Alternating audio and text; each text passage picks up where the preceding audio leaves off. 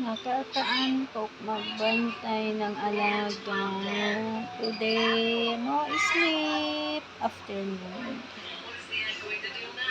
So, manunod kami ng TV kasama ang alaga.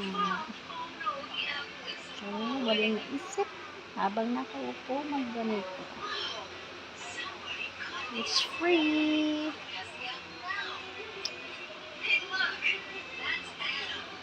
Kahit sa bahay ka lang, hindi ka daw kailangan pumunta sa park.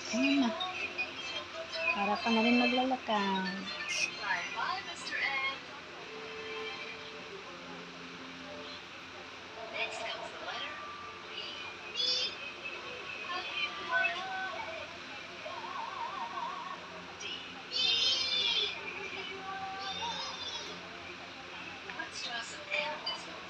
Malagay pa kang paa kasi wala masyadong exercise.